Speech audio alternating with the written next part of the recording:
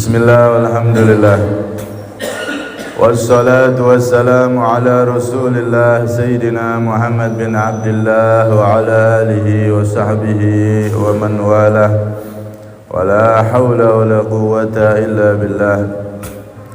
Rabbi shrah li sadri wa yassir li amri wahlul 'uqdatam min lisani yafqahu qawli wasaddid lisani wahdi qalbi bihaqqi sayyidina Muhammadin nabi sallallahu alaihi wasallam. Dasturakum ya ahla dargi wa ya ahla al-batin wa ya ahla nubati wa ya ahla nur. Amma ba'd.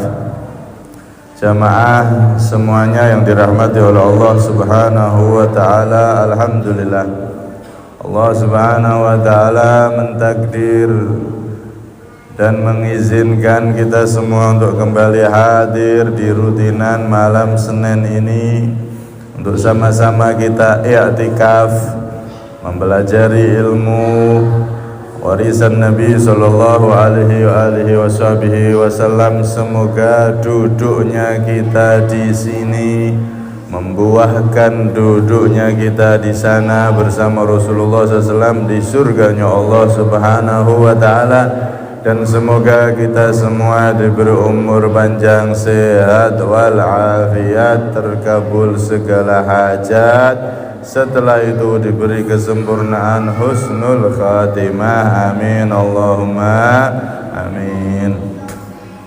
Hadirin hadirat semuanya yang dirahmati oleh Allah Subhanahu wa taala, kita masuk pada hadis yang ke-36. Qala al-musannif radhiyallahu anhu wa nafa'ana bi bidarin amin. An Abi Hurairah, dari sahabat Abi Hurairah radhiyallahu taala anhu, anin Nabi sallallahu alaihi wasallam, dari Nabi sallallahu alaihi wasallam, qala, beliau bersabda, man naffasa an mu'minin kurbatan min kurabid dunya naffasallahu anhu kurbatan min kurabi yaumil qiyamah. Man naffasa, barang siapa meringankan, an mu'minin, dari seorang mukmin, kurbatan, suatu kesusahan, min kurabid dunya, dari kesusahan dunia. Barang siapa yang bantu saudaranya ketika susah, maka naffasallahu anhu kurbatan min kurabi yaumil qiyamah, Allah pasti, pakainya fi'il madhi naffasa, pasti Allah akan meringankan atau menghilangkan dari dia kesusahan, dari kesusahan kelak di hari kiamat. Wa man yassara ala mu'sirin, barang siapa yang mempermudah, ala mu'sirin, atas orang yang sulit, yassarallahu alaihi fid dunya wal akhirah, maka pasti Allah akan mempermudah orang tersebut dunia sampai akhirat, dunia dan akhirat. Wa man satara musliman, dan barang siapa menutupi seorang muslim, satarahullahu fid dunya wal akhirah, maka pasti Allah akan menutupinya, menutupi aibnya di dunia dan di akhirat. Di sini ada 3 hal yang disebutkan oleh Rasulullah. Pertama, kalau ada orang susah, berusaha meringankan kesusahan, berusaha bantu. Kedua, kalau ada orang dalam keadaan sulit, berusaha kita mempermudah urusan orang tersebut. Ketiga, kalau ada orang yang punya aib, berusaha kita tutupi aibnya. Ini 3 arahan dari Nabi yang ada di awal hadis ini. Di dalam riwayat disebutkan bahwasanya man farraja an muslimin kurbatan ja'alallahu ta'ala lahu yaumal qiyamati syu'bataini min nur ala sirat. Barang siapa yang melonggarkan, meringankan alias membantu satu kesusahan dari saudaranya muslim, maka nanti di hari kiamat Allah akan memberikan 2 cabang dari cahaya. 2 cabang dari cahaya ala sirat, di atas jembatan sirat. Jembatan sirat itu kan jembatan yang mesti kita lalui. Wa im minkum illa wariduha kana ala rabbika hatman maqdiya. Semua manusia itu harus melalui jembatan sirat. Terkenalnya sirotol mustaqim, jembatan sing lurus. Padahal dalam riwayat itu ada yang mengatakan naiknya 1000 tahun, lurusnya 1000 tahun, turunnya 1000 tahun. Jembatan yang terbentang di atas neraka jahanam. Jembatan yang sangat mengerikan, lebih kecil daripada rambut, lebih tajam daripada pedang, lebih panas daripada bara api, dan itu tidak bisa dilalui kecuali oleh orang yang ditolong oleh Allah Subhanahu wa taala. Nah, ketika ada orang suka bantu sesama muslim, susah dia berusaha bantu, meringankan kesusahannya, maka akan diberi 2 cahaya oleh Allah di jembatan tersebut. Kemudian liyas tadhi'a bidai'ihima alamun la yuhsihim illa rabbul izzah. Cahaya tersebut sampai-sampai saking terangnya menerangi alam yang tidak bisa menghitung jumlah alam tersebut kecuali Allah, sang pemilik kemuliaan. Saking cahaya yang begitu terang benderang sampai menerangi sekian ribu alam dan tidak bisa menghitung jumlahnya kecuali Allah, menunjukkan cahayanya begitu sempurna, begitu terang benderang. Di hari kiamat itu Pak, kalau orang itu cahayanya semakin terang, maka semakin dia akan mudah sampai ke surga. Tapi kalau di hari kiamat itu cahayanya semakin kecil redup, maka alamat dia akan terjatuh ke neraka. Na'udzubillah min dzalik. Nah, ini orang yang membantu saudaranya ketika susah, dia ikut susah, ikut prihatin, ikut bantu, dikasih 2 cabang cahaya, yang mana cahaya itu menerangi bukan hanya ke orang itu, tapi menerangi sekian ribu alam yang gak bisa dihitung kecuali Allah Subhanahu wa ta'ala yang menghitungnya. Saking padangnya sampai tembus lintas alam. Ini saking terangnya cahaya dari orang yang dulu di dunia suka peduli terhadap saudaranya yang kesusahan. Enten tonggone reti ya tonggoku ki kekurangan, lagi sepi kerjaane, ora iso mangan, aku duwe sayur tak terani. Oh, tonggoku ini lagi loro, ketoke ya ora ndek duit, wong kerjaane lagi macet. Oh, wis tak tilik, tak kekane amplop ben iso gepriksa anake. Artinya dia ini jadi orang ketika di dunia perhatian sesama muslim yang membutuhkan, perhatian terhadap muslim yang dia berada di dalam kesusahan. Jadi orang peka ngoten lho. Nggih. Maka orang seperti ini luar biasa nanti. Cahaya dari amalnya ketika perhatian terhadap umat Nabi Muhammad SAW yang susah, maka cahaya amalannya itu nanti luar biasa, terang benderang, begitu luar biasa. Di dalam riwayat yang lain juga disebutkan, man asba'a ja'ian au kasa uryanan au awa musafiran a'adahullahu min ahwali yaumil qiyamah.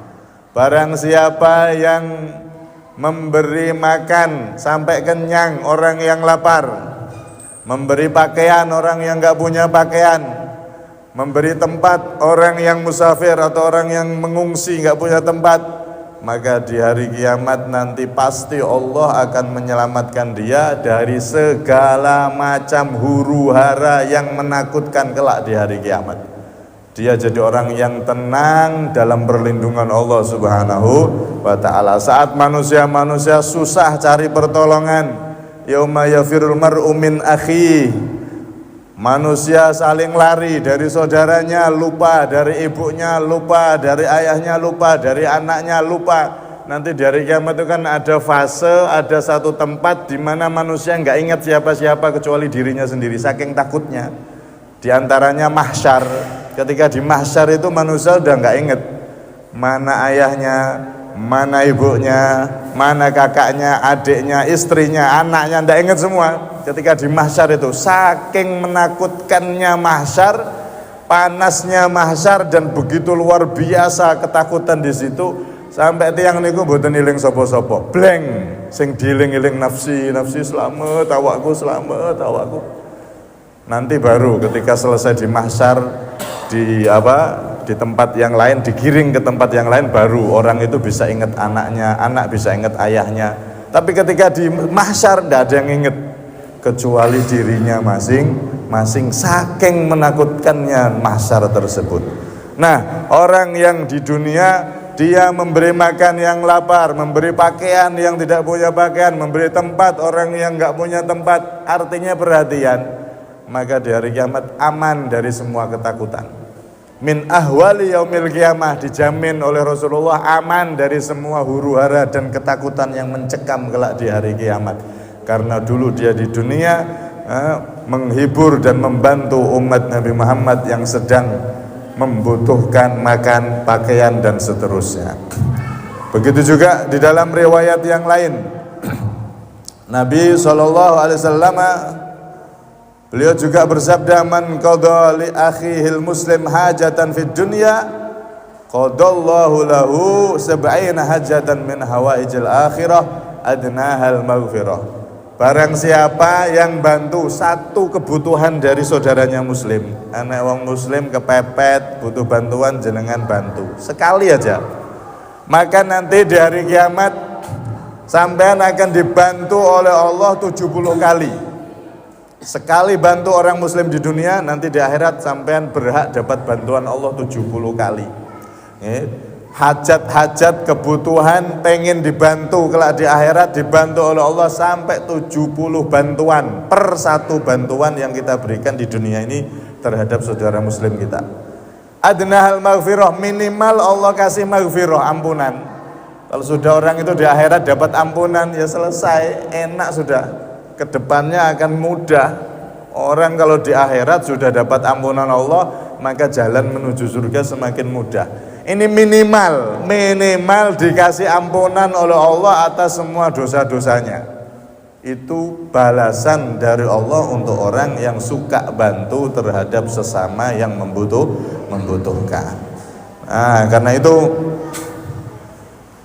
Imam Al-Bukhari itu memberikan satu amalan bagi kita yang sedang susah, atau kita mau bantu orang susah, kita sendiri susah, maka segi nasib senasib seperjuangan ini, sama-sama susah. Ada orang susah, kita mau bantu, kita juga susah, nggak bisa bantu, akhirnya podo-podo susah. Maka Imam Al-Bukhari di dalam kitab Al-Adabul Mufrad itu memberikan satu amalan bagi orang-orang yang sedang ditimpa kesusahan, ditimpa masalah, ditimpa musibah, ditimpa beban hidup yang berat. Ini disuruh baca. Kalau baca ini, insya Allah masalah-masalahnya segera diangkat oleh Allah, segera dibantu oleh Allah. Kalau kita mengharap bantuan dari manusia, dari tetangga, dari sahabat, dari keluarga, kadang tangan kosong jadinya. Kadang tidak sesuai dengan harapan, kadang jenenge dulur niku ya kadang ana sing apik, ana sing gak apik. Tonggo juga sama, ada yang bagus, ada yang baik. Nah, tapi kalau ini kata Imam Bukhari, kalau kita susah, kepepet, beban hidup luar biasa, doa ini, maka insya Allah pertolongan Allah akan segera datang. Gak tahu dari arah mana. Apa amalannya? Beliau meriwayatkan dari Sayyidina Abdullah bin Abbas, man nazala bi hammun aw ghammun au karbun au khaufa min sultan fada'a bihaula ustujibalah. Barang siapa yang sedang terkena susah, sumpek, musibah, beban hidup, dan dia takut, misalkan takut dari pejabat yang dolim dan lain-lain, semua beban hidup, semua masalah hidup yang berat-berat itu, kalau pengen ditolong oleh Allah dengan cepat, amalkan kalimat-kalimat ini dibaca. Apa kalimatnya? Beliau mengatakan, as'aluka bila ilaha illa anta rabbus samawati sab'i wa rabbul arsyil azim, wa as'aluka bila ilaha illa anta rabbus samawati sab'i wa rabbul arsyil karim, wa as'aluka bila ilaha illa anta rabbus samawati sab'i wal ardina sab'i wa ma fihinna innaka ala kulli syai'in qadir. Kemudian baca, minta apa yang ingin diminta, maka pasti akan segera diberi solusi, dikabulkan oleh Allah Subhanahu wa taala. Nah niki yang mboten apal. Nah, makanya niki enten direkam, mungkin bisa dilihat di rekaman MH TV. Like, share and subscribe. Nanti insya Allah di-upload itu. Niki gunanya rekaman zaman sekarang. Nah, orang-orang zaman dulu sekali dapat ilmu sekali hafal, sekali catat sekali hafal. Nah, orang-orang sekarang karena mungkin banyak urusan, apalagi kakean utang, sekali dengar seketika itu langsung lali. Makanya itu bedanya orang sekarang sama orang dulu. Di antaranya itu. Wong riyen niku nggak ono rekaman, nggak ono video, nggak ono apa. Bayangkan hadis-hadis yang dibawa Imam Bukhari ribuan, bahkan ulama Imam Ahmad bin Hanbal jutaan hadis, hafal semua tanpa direkam, tanpa ditulis, hafal kabeh. Subhanallah, nggak keliru sama sekali. Sak namanya an fulan, an sampai Nabi Muhammad SAW. Nama-namanya aja nggak keliru. Imam Bukhari, para a'immah itu, ulama-ulama dulu itu. Saking hebatnya orang dulu. Karena apa? Karena memang orang dulu niku Pak, makan minumnya itu murni, masih bersih, nggak campur macam-macam. Nah, kalau jenengan kan campur macam-macam, makan minumnya sudah campur kimia, campur ini itu. Jadi kehalalannya itu nggak seperti orang-orang dulu. Mungkin jenengan yang tua-tua pernah menangi mbah-mbah riyen niku, wong tuwek-tuwek, mangane masih murni dari hasil nanam mereka sendiri. Pupuknya pun pupuk kandang, bukan pupuk yang macam-macam. Enek bahan kimia ini itu ndak ada. Dulu orang tua dulu, bahkan ibu saya almarhumah itu dulu pernah diomongi oleh ibunya, "Duk, nanti kamu nanti akan tiba di satu zaman," tapi basa Jawa. "Kamu nanti akan tiba di satu zaman ana wong iku ngomong krungu suarane tapi ora ngerti wonge. Krungu suarane tapi ora ngerti wonge." Subhanallah. Beliau meninggal sekian lama baru ada HP, handphone itu. Dulu nggak ada video call, masih suara bener. Loh kok bener? Saking bersihnya orang-orang dulu. Kan kata ulama itu enten, orang tuh kalau makan bersih murni dari hasil kerjanya bener-bener halal, itu 40 atau 41 hari itu hatinya udah bersih. Kalau sudah hatinya bersih itu kadang-kadang apa itu kelihatan. Saking bersihnya itu bisa kelihatan nanti akan begini-begini. Wong tua-tua kan kadang ngoten. Mungkin sebagian jenengan ada yang menangi wong tua-tua sing ngoten niku. Omongane mandi cespleng, sing diomongno bener, nyoto tenang. Setelah sekian tahun benar-benar terjadi. Nah, ini orang-orang dulu karena memang faktor makanan yang mereka konsumsi itu benar-benar dihati-hati, benar-benar masih terjaga kemurniannya. Ya, jadi mereka kalau dengar apa langsung hafal. Nah, beda nek kula jenengan nggih. Walaupun mboten tapi yang penting kalau panjenengan tetap semangat ngaji, tetap semangat untuk nuntut ilmu. Jangan sampai wes mboten apal, mboten ngaji sisan. Wah, repot niku nggih. Nah, ini amalan ini kalau dibaca dengan sungguh-sungguh, dijadikan doa dan wirid, maka masalah dan beban hidup yang sedang dia alami akan segera disingkap oleh Allah, diberi solusi pertolongan oleh Allah Subhanahu wa taala. Dibaca sekali aja, kemudian doanya, hajatnya disebutkan. Kemudian di sini juga Disebutkan dalam riwayat, man andara mu'siran, barang siapa yang memberi waktu terhadap orang yang kesulitan. Enten wong utang kalian jenengan, sudah saatnya bayar, ternyata dia belum bisa bayar, sampean ampuni, sudah apa-apa, bayar nanti lagi, seminggu lagi atau sebulan lagi, tidak apa-apa. Sampean jadi orang yang gampangan memberi tambahan waktu dia. Enggak terus, enggak bisa bayar sekarang, ya harus bayar sekarang, kalau enggak tak sita ini, tak sita itu, enggak. Ini orang ketika ngasih hutang, yang dihutangi belum bisa bayar, sudah jatuh tempo, dia kasih waktu lagi, dia ulur lagi. Maka orang yang semacam ini au wado'a anhu, atau bahkan dibebaskan. Oh sakno wong iki jan gak iso tenan wis bayar utang gak susah, bebasno wis Pak. Diulur waktu, nambahi waktu atau bebasno. Nah iman ya diulur waktune, digawe gampang nggih. Maka apa? Adallahullahu fi dhillihi yawma la dhilla illa dhilluh. Orang tersebut akan diberi payung oleh Allah, naungan oleh Allah di hari tidak ada naungan sama sekali kecuali naungan arsy-Nya Allah Subhanahu wa taala. Ning mahsyar niku kan panas luar biasa. Niku membutuhkan naungan, sedangkan boten enten temriku tiyang dodolan payung, dodolan AC boten enten. Yang ada naungan arsy-Nya Allah. Naungan arsy-Nya Allah, orang yang berada di bawah arsy-Nya Allah dinaungi oleh arsy seketika panasnya mahsyar, itu orang-orang pilihan.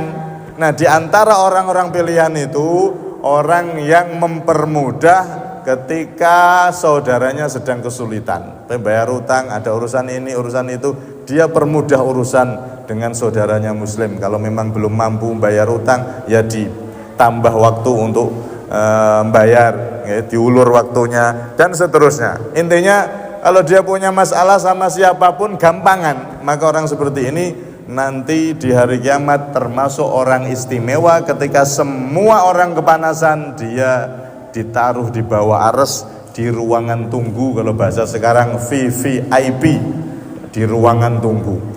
Ini kan diriwayatkan di mahsyar niku kan orang itu dibiarkan oleh Allah kepanasan, matahari didekatkan sedekat-dekatnya niku sekitar 1000 tahun. Dalam kitab tafsir itu disebutkan 1000 tahun. Tafsir Yasin niku disebutkan kitab yang kecil sak tipis ngoten, tapi itu familiar di kalangan pesantren. Di kitab tafsir Yasin itu disebutkan kurang lebih 1000 tahun manusia itu diberi disiksa oleh Allah, maksudnya dibiarkan di mahsyar kepanasan luar biasa. Nah, ini ada orang yang istimewa dipayungi naungan arsy, yaitu mereka yang gampangan ketika punya urusan terhadap sesama muslim. Nah, semoga kita jadi orang yang gampangan. Amin Allahumma amin. Kemudian di sini disebutkan oleh Nabi, barang siapa yang nutupi aib seorang muslim, maka dia pun akan ditutupi aibnya oleh Allah di dunia dan di akhirat. Di dunia dan di akhirat. Kalau ada orang muslim punya aib, maka jangan aib itu diumbar-umbar atau dibuka-buka lagi, nggak ada manfaatnya. Barang siapa yang nutup aib sesama muslim, maka dia akan ditutup aibnya oleh Allah di dunia sampai di akhirat. Bahkan dalam riwayat disebutkan, la yara umru'un min akhihi auratan fayasturuha alaihi illa dakhalal jannah. Tidaklah seseorang itu melihat aib saudaranya, punya kekurangan, punya aib, kemudian aib itu dia tutup, tidak diceritakan ke orang lain, kecuali dia pasti akan masuk surga, kata Rasulullah SAW. Karena itu ojo seneng gosip, terutama ibu-ibu nih. Kalau ada berita-berita orang yang melakukan kesalahan, aib, maka udah nggak usah dibuat rumpi-rumpian. Barang siapa yang bisa menahan mulutnya dari membuka aib sesama, maka kata Rasulullah, dakhalal jannah. Pakainya fi'il madi. Ini litahaqqukil wuku'. Kalau kena cara santri ini niku litahaqqukil wuku'. Dakhala itu maknanya sudah masuk. Loh, kita ini masih hidup kok. Artinya pasti.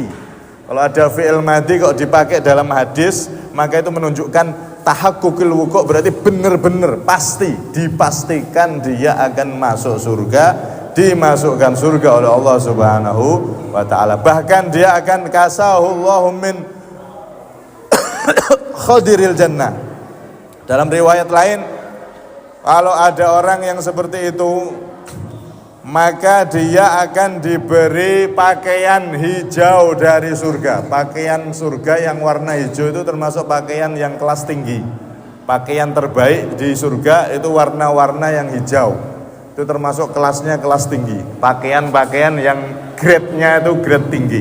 Maka orang yang tersebut yang dia nutupi aib saudaranya, maka dia ditutupi dengan pakaian surga yang paling istimewa. Kelak di surga dimuliakan oleh Allah Subhanahu wa taala.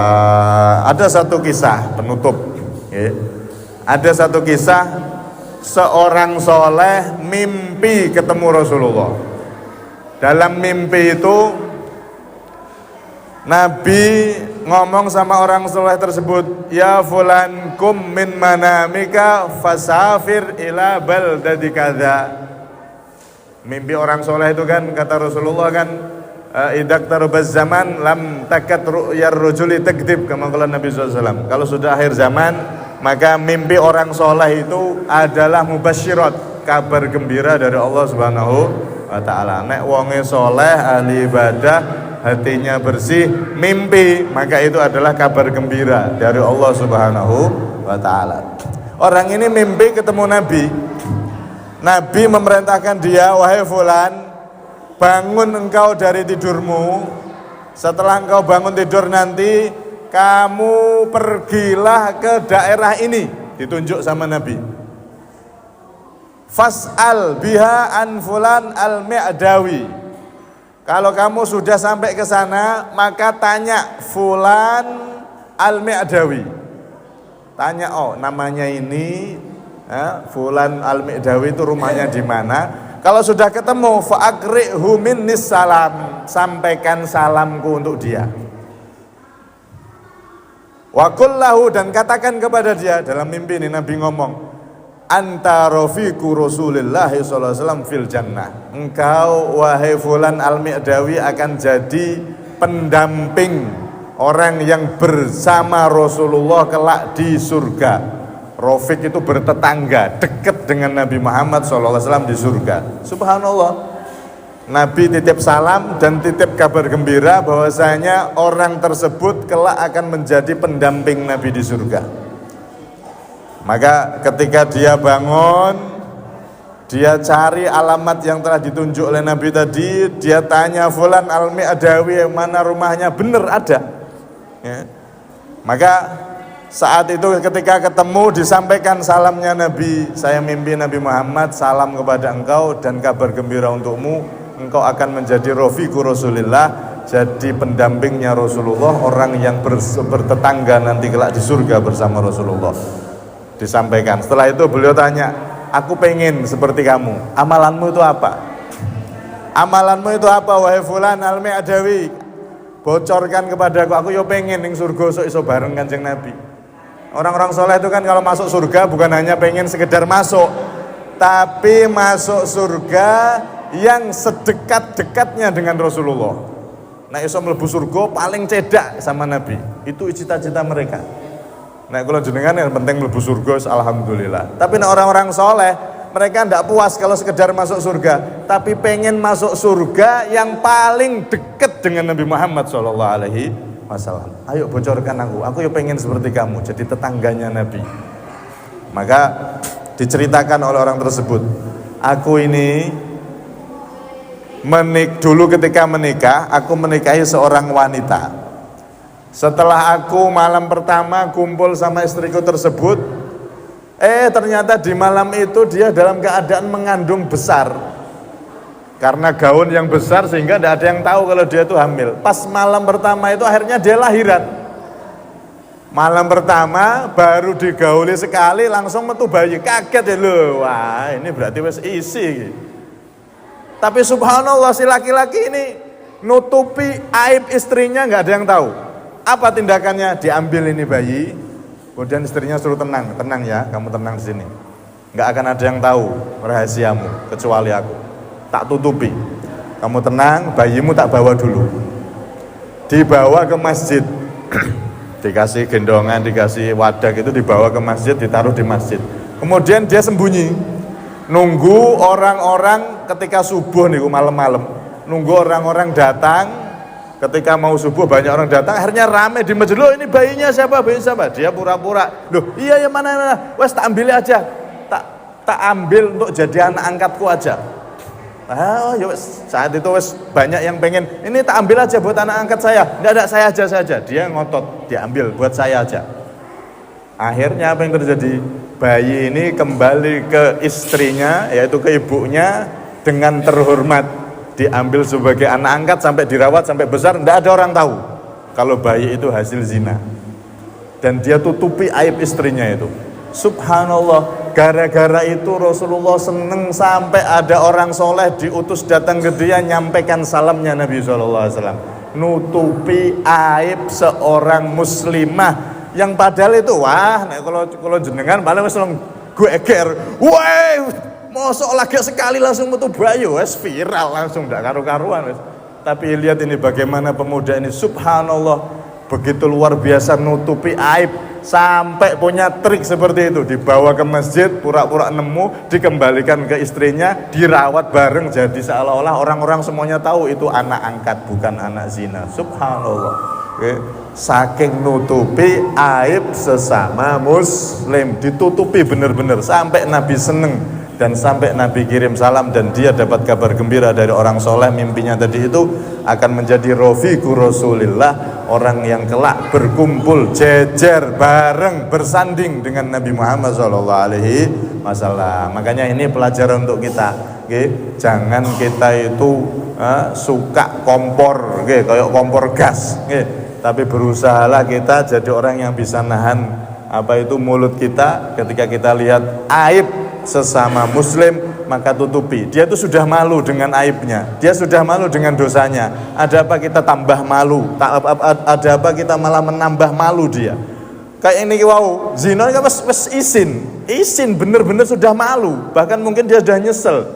Bisa jadi dia sudah wes dalam hatinya bisa tobat dan lain-lain. Tapi kadang-kadang kita malah ngompori, malah nambahi malu orang tersebut. Na'udzubillah min. Dari karena itu di sini diingatkan Nabi, orang yang nutup aib sesama muslim, dia akan ditutup aibnya oleh Allah dunia dan akhirat. Bahkan ini ada kabar gembira, dia akan menjadi orang yang dekat bersanding dengan Rasulullah. Rasulullah bangga dan Rasulullah titip salam, bahkan Nabi kirim salam terhadap orang tersebut. Semoga kita bisa mempraktekkan ini semua dan kita menjadi orang yang tidak hanya cinta sama Nabi Muhammad, tapi kita benar-benar menjadi umat yang dicintai Nabi Muhammad. Dengan apa? Perhatian terhadap umat Nabi Muhammad, menutup aib umatnya Nabi Muhammad, sehingga kita pun menjadi orang yang terhitung mencintai umat Nabi Muhammad dengan benar-benar, dan kita pun dapat cintanya Nabi Muhammad SAW dunia sampai akhirat bisa berkumpul dengan beliau. Amin Allahumma